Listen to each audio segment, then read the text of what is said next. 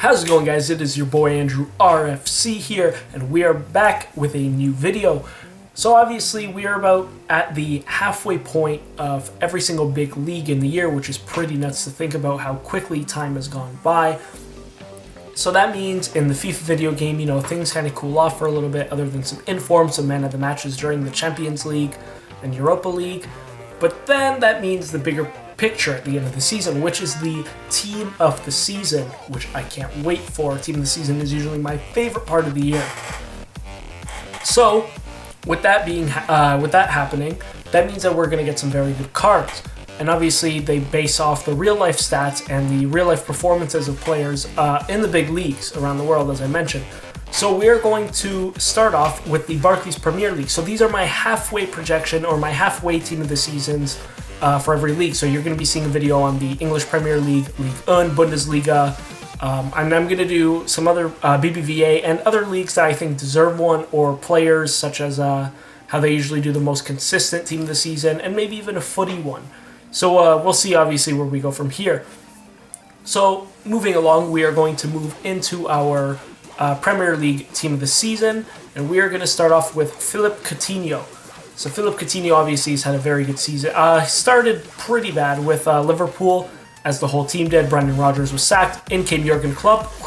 Up went Philippe Coutinho's production, as well as Roberto Firmino. So I think, in all honesty, maybe only one Liverpool player should make it in the team of the season at the end of the year, and I think that'll be between Philippe Coutinho and Roberto Firmino would be the other two. So obviously the ratings of the cards and their stats, I don't know for sure. I don't know how EA does it exactly. But just imagine a card like this, so well-rounded, passing, shooting, pace, and dribbling.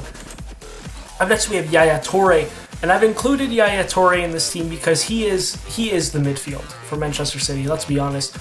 I think he is leaving at the end of the year. City fans, I'm sorry. But overall, Yaya he's a phenomenal midfielder. I think he deserves to be there. He's been a big part of why City are where they are, as he always is.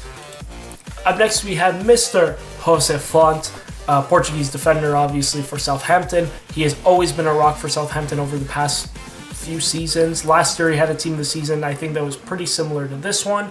I think he makes it in again. He has really helped the Saints, as he has, like I had mentioned, the past couple seasons. It's been huge for them, and he has a pretty good rating according to Squawka as a defender.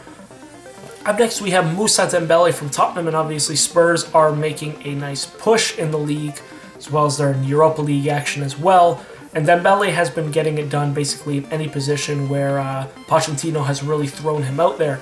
He's been put on the left, right, central attacking, kind of middle of the park, central defensive. He's kind of been all over the place, and he's been getting it done in every single spot he has been. No informs yet this FIFA, which is kind of surprising, probably because he doesn't put up as many goals or, stellar assist games. But as a player, he has been absolutely phenomenal, so I think Moussa Dembele deserves to be in the team of the season. Obviously, midway point. Up next, we have N'Golo Kante. Kante has been obviously a big part of Leicester City, along with two other guys who you will see in this video. I'm sure you could guess who they are. But Kante has been a big part for them. He's also received an upgrade this month on his FIFA card, and I think he would be a well-rounded team of the season player. Up next, we have Romelu Lukaku. Obviously, Lukaku, this season, Everton has had two big players, Lukaku and another player you will see in this video. But Lukaku has just been on fire. He's left his stamp basically every game that he's played. He's up there with the goal-scoring race. He basically scores almost every game. It seems like you see him up there, and if he doesn't, he'll put two in the next game, etc. So obviously, I think Lukaku is an easy choice. Speaking of goals, obviously, we have Sergio Aguero. So Sergio Aguero, obviously another one, as I mentioned with Manchester City. I think they are about three parts of their team, which is the forward Aguero, midfielder Yaya Toure, and the defender being Vincent Kompany. And whenever one of them is missing, you could see that position of the field crumbles. So that's why I have Sergio Aguero here. He's obviously up there in goals. I think he's a simple choice as well, as he always is basically every year. He's a lock to get in there. Up next, we have Christian Eriksen. As I mentioned, Tottenham, who are having a very good season. Eriksen has been a big part of that, as he usually has been. He's usually been a part of anything that goes good for the team, is usually with Christian Eriksen there. A very well-rounded card if that could happen. He's one of my favorite just even regular gold cards in this game. I love using Eriksen in this game. And beside him, I have Dimitri Payet, who is another guy I love using in this game. But Dimitri Payet, what more could be said? Obviously, coming over from Ligue 1 from Marseille, I believe it was, to West Ham. West Ham aren't having a stellar season, but Dimitri Payet, whenever he's played, I know he was injured, but whenever he plays, comes off the bench, doesn't matter. He's been absolutely phenomenal for West Ham. He has definitely been their best player, and I think deserves a Team of the Season card. Up next, we have Ashley Williams, another player, as I mentioned, who he makes a difference for his team. Swansea is not doing the greatest, but Ashley Williams, he's been a rock on defense for them. I think he's a simple one, obviously going to most likely be heading to the Euros with Wales. Up next, we have Virgil van Dijk. Dijk, I think that's how it is. But we have Virgil anyway there. Beside Jose Fonte most of the season, outside at Southampton has really helped him, growing into be a tidy defender. He's about, I think, 24 years old. I know it says date of birth there, but I can't be bothered. But yeah, Virgil has had a good season. Beside Jose Fonte, I think they've been pretty strong for Southampton. Obviously, they're still looking for improvements, but I think he's had a pretty good season there and deserves the Team of the Season. Up next, we have Tottenham Hotspur goalkeeper Hugo Lloris. So Hugo Lloris, I think, has been the second best goalie in the league. Obviously, you will see the best goalie at the end of this video, because after this card, we move into the starting 11. Even though these bench players are usually good enough for a Team of the Season. But obviously, EA, they give us a bench and a starting 11. But Hugo Lloris has been absolutely phenomenal for Tottenham again, as he has been the past couple of years. Good on him, obviously, but there is one goalie who is better than him this year. But before we get to him, we have our two strikers.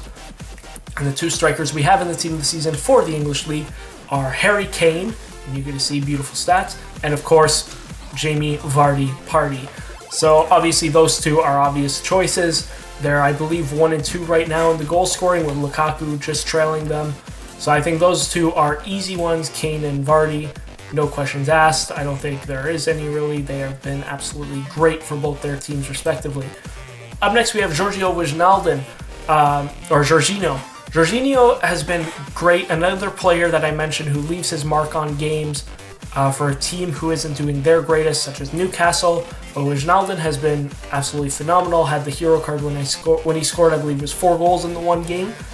But overall, I think when you look at guys who have been on the left, you could maybe argue Raheem Sterling could be here. But right now I have Wijnaldum for the halfway point because, like I said, he's left his mark in almost every single game that he's been with Newcastle, considering how poor they've been. Up next, we have Ross Barkley in the midfield. Ross Barkley has been absolutely great again. As I mentioned, Everton has been kind of a 2-horse team, which has been Lukaku and Barkley. Ross has been doing great, should be on England's team heading into the Euros. And yeah, not much more that could be said. Scoring goals, putting up assists, not a bad player. And here's the best player to me in the English Premier League on this day of, what is it today, February 18th. It is Mesut Ozil. I think Ozil has been the best player in the league, far none. Obviously, people are going to... I would maybe make an argument. He's at least 1-2 beside the guy who's going to show up next, and that is Mahrez. Mahrez has been absolutely phenomenal for Leicester City, putting up goals, assists, left, right. But I think one of the reasons is there's less pressure on him. That's why I give Ozil the best player in the league. Mahrez, I think he's obviously up there. He's been great. So I think it's a simple one. Obviously, I think the midfield was pretty easy.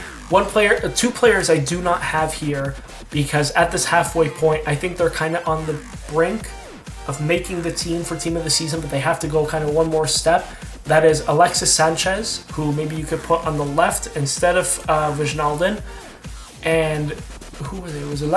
Willian. Willian, obviously, Chelsea is struggling. I wouldn't replace Mahrez with him, but Willian could make a case to get in there. Up next, we have Nacho Monreal. So Monreal has been the left back for Arsenal basically all season over Kieran Gibbs. Now, the left back in the English League this year has been very sloppy. There hasn't really been a standout guy. But I think if you look at it as a defensive standpoint, Monreal is the guy for left back. Up next, we have Toby Alderweireld. I'm a Spurs fan, and I can't even say his name. But Toby obviously has been great. A lot of people always talk about Jan Vertonghen, what he does for Spurs. But Toby has just been absolutely great for us. solid rock at the back. Obviously, with Vertonghen out, he has still put in his name, and I think he's probably been our best defender, huge part of the title race. So I think he's easily deserving, but obviously there is one guy better than him, and that is Mr. Laurent Koscielny. He's been absolutely phenomenal. Nothing more I could say. Rock at the back, just solid all over the place. And look at that card, man. If that is exactly what his card could be, holy moly, man. I'm going to try and jump all over that card for sure. Up next at the right back, we have Hector Bellerin. I have 3 of the 4 defenders being Arsenal. That's a big reason.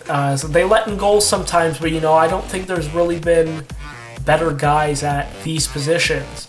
I think the English League has been a more offensive-driven league this year. But obviously Bellerin, I think, was my easy choice for right back. And the goalkeeper, who I think is the easiest one, I hope you guys guessed it, the best goalkeeper in the English Premier League this season has been Mr. Petr Cech. I can't think of really anyone really better. If you want to throw in a third goalkeeper, I would probably say Schmeichel from, of course, Leicester City. He has been absolutely phenomenal for them as well. So here we have the starting 11 with Kane, Vardy, Wijnaldum, Barkley, Ozil, Mahrez, and everyone else, and then the bench over here. So if you guys agree with what I said, let me know in the comments, even if you disagree. Who do you guys think will be in the team this season? Who is your midway point team of the season for the English League? If you're new to the channel, make sure you subscribe. We're going to be doing our Ligue 1 picks. We're going to be doing a lot of them. Also, when the Euros kick around, we're going to be doing our Euro squad selections, who I think should be making it from each country. It's been your boy Andrew RFC. Leave a big thumbs up on this video if you enjoyed it. Remember to comment, subscribe. Peace, much love. Take care.